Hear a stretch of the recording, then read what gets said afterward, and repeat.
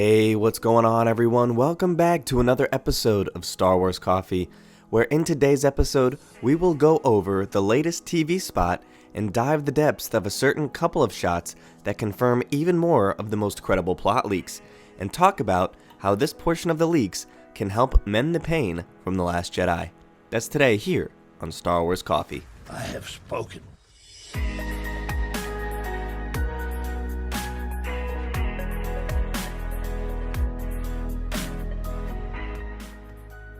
Hello there to all of the returning subscribers, but if you're new to the channel and you're just finding me for the first time, be sure to hit that subscribe button, hit that like button on this video and any other video from the channel that you check out, and be sure to hit that notification bell so that the bell is completely filled in, as this is the way you will never miss a new video the second it goes live. With that being said, we are going to throw out a spoiler warning for anybody who doesn't want to know anything more about the leaks from the latest film, The Rise of Skywalker, as there will be major plot spoilers from The Rise of Skywalker in this video. With that being said, we're going to talk about this latest TV spot. This will be the final word in the story of Skywalker.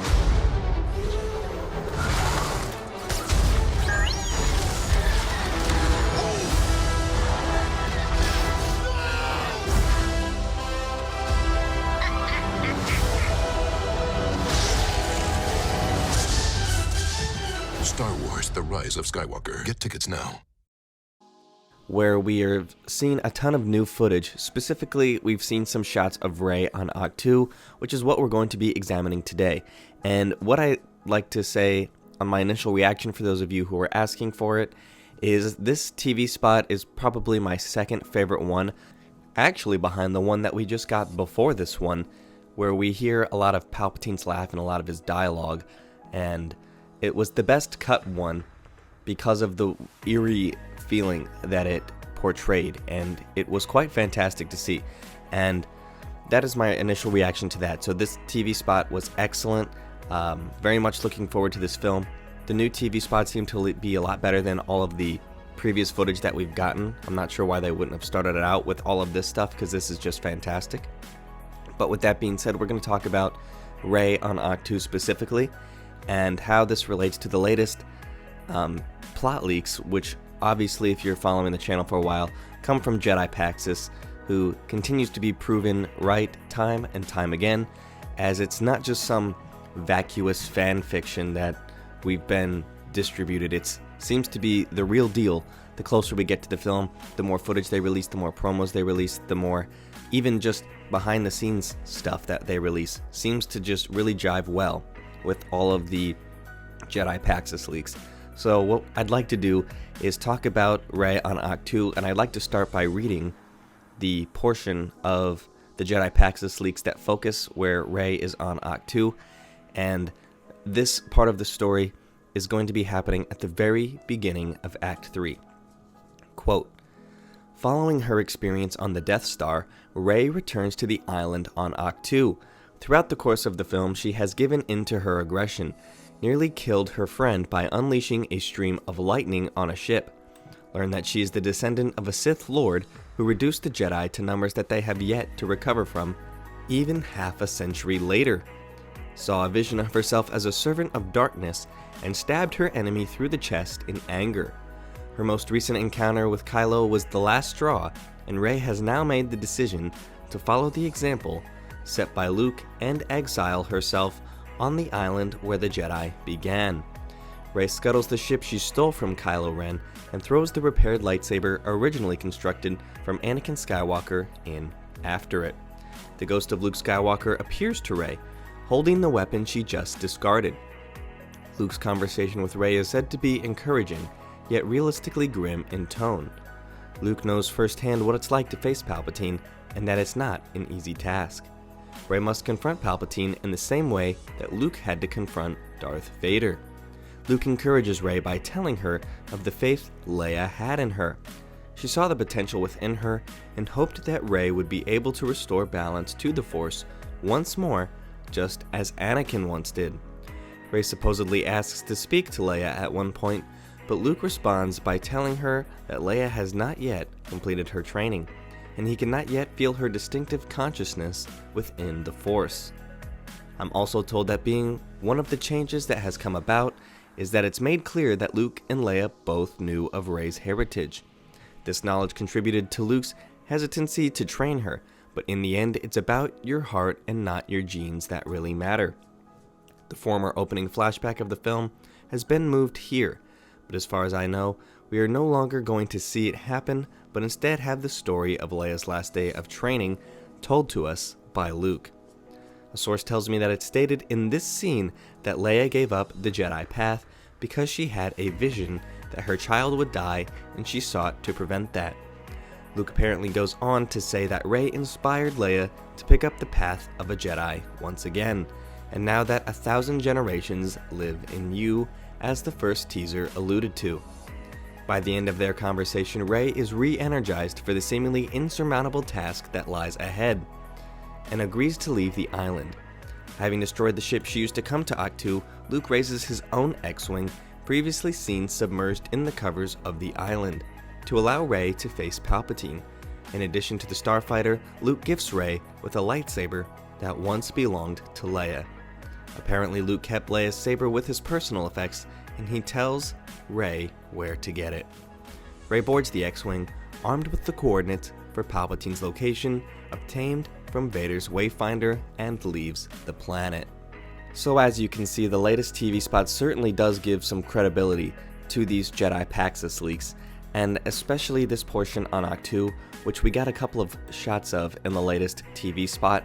And one of the things I think that this can help with The Last Jedi, in a sense that JJ can kind of help mend the broken hearts, if you will, that we had all obtained from that film, in the sense that Rey and Luke's interaction here on Ahch-To is very important, in the sense that a lot of The Last Jedi took place on Ahch-To, and this really does give us a sense and kind of symbolizes Luke saying no one's ever really gone, especially considering Rey comes back to Ahch-To and again encounters Luke, who never really left Ahch-To when he became one with the Force. That was his last place. And Luke never really leaving Ahch-To, talking to Rey there, continuing to give us hints of the different version of Luke that we wouldn't think we would see from The Last Jedi, but in a much more optimistic tone, kind of giving us the leeway to see that Luke really is still who he was, and knowing that him and Leia knew Rey's heritage really gives credence to the idea that Luke would be really standoffish to her and reject the idea that he should be training her, knowing what lies inside her, as he did with Kylo Ren and felt ashamed, when he talks about that last flashback that we saw in The Last Jedi where he's training Kylo, and there's the two different perspectives, and then we've seen the one that actually happened. And it really shows the fact that Luke has decided he was wrong in that sense to be so standoffish, and in a sense redeems the Luke Skywalker we once knew to the fans, and gives us back that hopeful, optimistic Luke, especially when he's talking about that it's not the heritage or the genes that matter, but what's in your heart. Obviously, it's not a super great line of dialogue. I hope it doesn't come out exactly like that, as that would be a little corny, but the idea is there, and the idea really does redeem the Luke Skywalker we once knew from the original trilogy, and I think that that's something a lot of fans will be very happy with JJ for. And the idea that Luke is still able to handle these lightsabers and still raise all of these things makes sense because of what we saw Yoda do in The Last Jedi, where he still was able to light the Force tree on fire. Another way that this also connects with The Last Jedi and kind of helps make the story fit better with this trilogy is the sense that Luke was able to raise his X-Wing. We saw it in The Last Jedi, we saw that Rey noticed it, that's how Luke got to the island, and in the TV spot we see Rey burning the way that she got to the island. Her ship is now destroyed, and so she has no way off the island, as she really was determined to exile herself until Luke gave her that pep talk, which is much more inclined again to the old Luke that we knew, to help get her off of the island. And Luke telling her that 1,000 generations live in you is a really true statement and really does give this overarching idea to the entire saga of the Skywalkers, which really kind of helps connect all 9 movies with that one line, especially coming from Luke. So very well done there. Hopefully that does come to fruition in very much that same way, that optimistic tone that we get. And Rey destroying her way she got to the island, having Luke race his own X-Wing, is just a very nice, subtle way to allow Rey to go face Palpatine and kind of give us the sense that it's Luke's X-Wing, so in a sense that Luke is with her in this, as no one's ever really gone. Again, kind of all bouncing back to this idea.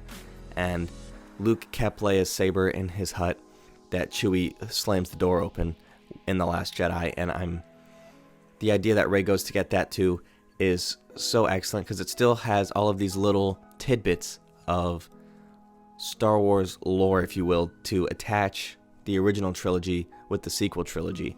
And that's such an excellent thing.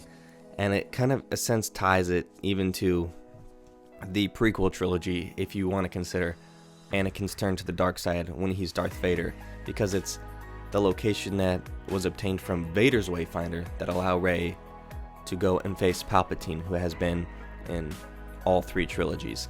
So the idea of this is really excellent, even though we had just gotten this from a couple of the shots in one of the latest TV spots.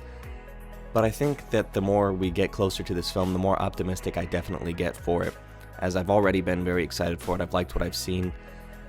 I find this marketing campaign much better than Last Jedi's. Maybe it's because this is the last and these leaks seem to be more credible, and I'm a fan the more I see of it come to the screen. Let me know what you guys think in the comments down below. Thank you guys for watching. May God bless you and the Force be with you. If you enjoyed this episode, and frankly, even if you didn't, don't forget to subscribe. And if you want to help spread the word, please give this video a thumbs up and tell your friends to subscribe. Please check out the official Star Wars Coffee merchandise, and don't forget to check out all of the content playlists on this channel, including The Rise of Skywalker, The Mandalorian, and much more.